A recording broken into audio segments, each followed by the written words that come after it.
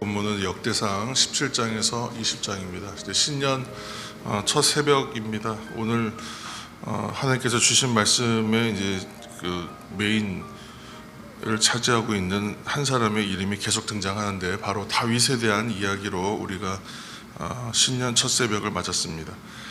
다윗의 그 왕조와의 정통성, 그러니까 역대기의 세 가지 모티브라고 그랬는데, 모티브라는 말은 이제 주제라는 뜻이죠. 그래서 역대기의 세 개의 큰 이제 흐름과 주제가 있는데, 그 중에 하나가 다윗 왕조의 정통성이 세워지는 것과 두 번째가 지난번에 우리가 읽었던 언약궤에 관한 이야기였고, 이제 오늘 이제 성전 건축에 대한 이야기가 이제 나오고 있습니다. 그래서 이렇게 세 가지가 나오는데, 오늘 17장 1절 말씀 한 절 읽겠습니다. 17장 1절입니다. 다윗이 그의 궁전에 거주할 때에 다윗이 선지자 나단에게 이르되, 나는 백향목 궁에 거주하거늘 여호와의 언약궤는 휘장 아래에 있도다. 아멘. 언약궤를 이제 우여곡절 끝에 예루살렘으로 모셔왔는데, 모셔오고서 생각해 보니까 자신은 이제 백향목으로 만든 좋은 좀 왕궁에 좀 괜찮은 처소에 머물고 있음에도 불구하고 하나님의 궤는 그저 그냥 휘장에 모셔져 있는 것이 영 마음에 걸렸다, 이제 그런 마음입니다. 그래서 그 마음에서 출발하여 어떤 꿈과 생각을 품냐 하면 성전을 건축해야 되겠다, 하나님께서 계실 만한 처소를 만들어야 되겠다라는 생각으로 나아가게 됩니다.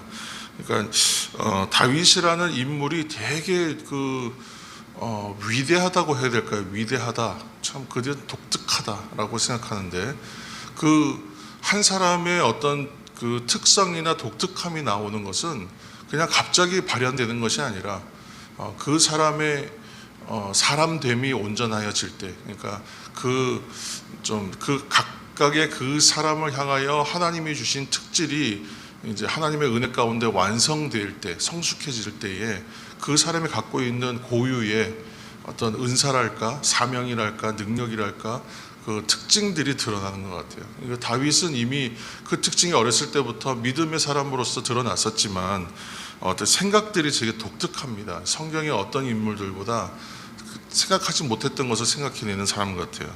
그래서 우리가 하나님을 믿는 믿음에 대해서 얘기하고 다윗을 얘기하면, 또 두려움 없이 나섰던 용기를 얘기하기도 하고, 또 범죄하였지만 또 돌이킬 줄 아는 회개에 대한 얘기도 하고, 위기와 어려움 속에서도 찬양을 잃지 않았던 그런 마음들도 얘기할 수 있지만, 역대기의 이 세 가지 중요한 모티브라고 얘기했던 이 세 가지, 왕조의 정통성과 언약궤와 성전 건축에 대한 이 세 가지 주제가, 모티브가 누구랑 연결되냐면 다 다윗과 연결돼요.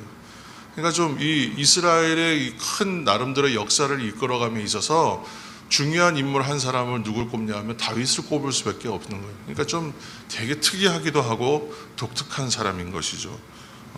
그래서 위대한 사람입니다. 그래서 학자 중에 이 다윗에 대해서 평가할 때 독특한 발상을 가진 사람이다, 이렇게 이제 쓰신 분도 있더라고요. 그래서 세상의 풍조나 다른 사람들의 시선을 의식하지 않는 사람, 그 시선과 상관없이 어떤 자기의 중심을 지킬 줄 아는 사람, 그 사람을 지금 독특한 사람이라고 지금 제가 표현하고 있는데, 자신의 중심과 생각을 하나님께 내어놓은 사람들이 받는 것이 은혜가 뭐냐면 바로 하나님이 주신 지혜를 받는 것 같아요. 그래서 베레스 우사의 사건을 지금 조금 전에 이제 이 앞전에서 겪었단 말이죠.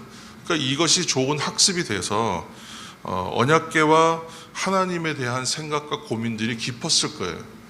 그래서 두렵기도 했고, 그래서 그 생각에 창념해 있었는데, 거기서 아마 그런 묵상이 좀 깊어지면서 이런 생각이 나오지 않았을까 생각합니다. 그래서 참 하나님을 모시고 하나님을 섬기는 일에 대한 신앙의 본질이 뭐냐, 이런 고민들을 했을 것 같아요. 공부도 많이 했을 것이고, 그리고 나서 이제 언약궤를 모셔오는 것에 성공하고 난 다음에 이제는 언약궤는 움직일 일이 없잖아요. 법궤가 움직일 일은 없다. 그러니까 이제 그 다음에는 어떻게 해야 될까를 생각하다가 성전이라는 개념을 생각해내는 거예요. 참 그러기 쉽지가 않은 겁니다. 이 생각을 끄집어낼 수가 없어요. 왜냐하면 사람들의 생각이 고정되어 있기 때문에 독특한 생각이 나오기가 굉장히 힘들단 말이에요. 그런데 거기에서 출발하니까 레위 지파 사람들과 제사장 무리들도 이제 자신들의 고유의 성막을 옮기고 메고 하던 일들 하지 않겠구나. 그러면 무엇을 할까 하고 생각하니까 그들을 찬양대로 세워야 되겠다. 다 이제 그런 생각들이 나오는 겁니다. 그러니까 하나님이 주시는 뭐 지혜다 이렇게 말하면 뭐 더 우리가 얘기할 것이 없지만 어떻게 이런 생각들을 해냈을까 라는 생각들이 참 저는 많이 들더라고요. 17장 12절 말씀 한 절 읽겠습니다. 17장 12절 그는 나를 위하여 집을 건축할 것이요 나는 그의 왕위를 영원히 견고하게 하리라. 아멘. 그러한 독특한 생각이랄까요? 깊은 묵상 가운데 나온 지혜를 이제 이야기했는데, 고백했는데, 실현시켜 나가는데 하나님이 복을 주세요. 12절의 말씀처럼 어떤 결과를 가져오냐면 대대로 왕위가 견고할 것이다. 우리가 그 주일 예배에 그 본문 중에 하나님을 기쁘시게, 그러니까 우리가 어떻게 시작할까에 대해서는 얘기했었는데 그 로마서 12장에 있는 1절부터 3절까지 말씀 가지고 우리가 1월달 계속 나눠야 될 것 같은데 그 말씀 가운데 보면 하나님을 기쁘시게 한다는 말을 얘기할 때 하나님의 마음에 들도록이라고 풀었던 이제 제가 생각이 납니다.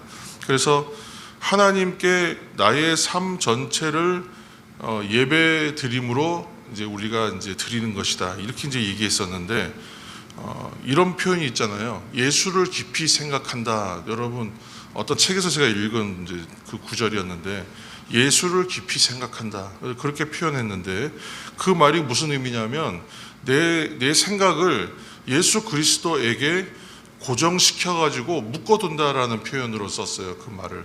그러니까 예수 그리스도를 깊이 생각한다 이 표현을 뭐라고 얘기했냐면 예수 그리스도께 나의 생각을 고정시키고 묶어두는 것으로 어떤 책에서 그를 표현했더라고요. 그래서 그 말의 설명이 참 좋아요. 영혼의 닻을 예수님께 내린 사람, 그 사람은 큰 파도가 와도 두렵지 않고 바람이 무섭지 않다. 그래서 세상 풍조에 흔들림이 없다 그랬어요.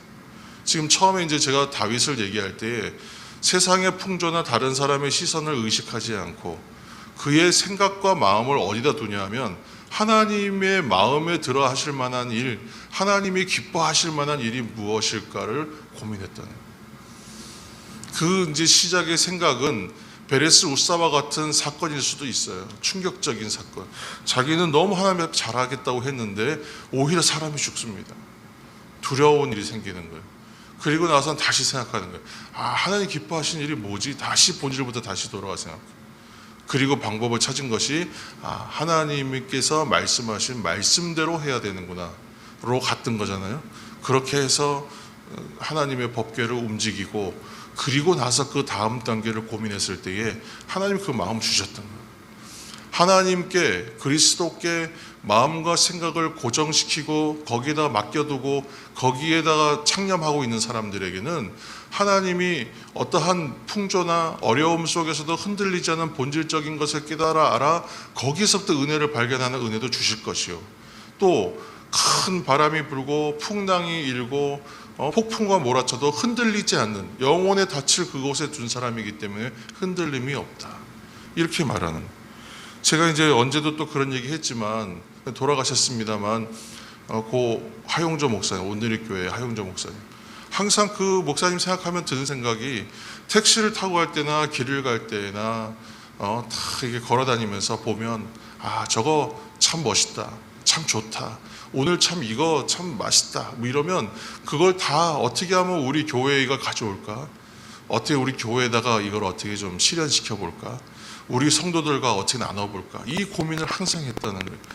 생각을 나의 우리 교회에다가 이걸 어떻게 좀 실현시켜볼까, 우리 성도들과 어떻게 나눠볼까, 이 고민을 항상 했다는 거예요. 생각을, 나의 생각을 어디에 묶어두고 어디에 심어두었냐에 따라서 그 사람의 이제 인생과 생각과 드러남이 달라진다는 말씀입니다. 그 다윗의 위대함은 그 마음과 삶을 하나님께 고정해둔 인생이었기 때문에 위대할 수 있었다 라고 이제 생각이 드는 것입니다. 그래서 생명의 위협 속에서도 영혼의 닻을 하나님께 내렸기 때문에 그는 찬송할 수 있었던 것이고, 그 왕조가 성공적으로 안착하고 있는 시점에서 교만해지지 않고 만족하지 않고 하나님의 성전에 대한 생각을 끌어내는 것은 그러한 삶의 자세와 신앙이었기 때문에 가능했겠다라는 생각을 하는 것입니다. 그래서 이제 오늘 보면 17장 16절 이하의 이제 그 단락 전체가 이제 다윗의 감사기도라고 이제 하는 부분이잖아요. 그러니까 이 감사기도는 하나님께 나를 묶어두고 하나님께 묶인 삶을 사는 사람, 곧 하나님의 종의 노래다. 지금 다윗의 감사기도의 이것은 하나님께 내 인생을 이제 맡기고 온전히 붙잡혀 사는 사람으로서의 종의 노래다라고 이제 할 수 있는 것입니다. 그래서 사랑하는 성도 여러분, 우리가 이제 신년을 시작하면서 이 첫 새벽을 맞이했는데 마침 다윗의 이야기들을 통해서 우리 생각들을 다시 한번 정리하게 되었습니다. 그래서 나의 신앙의 역대기는 이제 어떤 의미라고 말씀드렸죠. 그래서 매일의 일들에 대한 기록이요, 사건들에 대한 기록을 적는 것이다. 그게 역대기라고 했는데, 하나님께서 나와 함께 하시고 내가 하나님께 모든 것을 맡긴 사람으로서 하나님 앞에서 살고 그리스도 안에서 삶을 사는 사람들이 내 일생에 대한 이야기들을 적으면 그것이 우리 신앙의 각각의 역대기가 되는 것입니다. 그래서 이 신앙의 역대기를 쓰고, 또 다윗이 지금 감사기도, 그 종의 노래의 고백을 드리는 것처럼 나만의 하나님께 드리는 종의 노래, 나만의 고백, 또 아까 하영주 목사님 말씀처럼 이야기처럼 나만의 교회 사랑, 그것을 좀 적어가면서, 그것을 이뤄가면서, 그것을 표현해내면서 그렇게 교회됨을 이뤄가고 성도됨을 이뤄가는 이 한 해가 되기를 예수님의 이름으로 축복합니다. 하나님 안에서 그러한 멋진 역대기를 써가는 이 한 해, 또 종의 노래를 불러드리며 하나님 앞에 내 생각을 온전히 맡긴 자로서 살아내는 또 한 해, 또 그리스도 안에서 하나님 앞에서의 삶을 살아내면서 더욱더 성숙해져서 나만의 또 교회 사랑의 또 이야기들을 써가는 이 한 해가 되시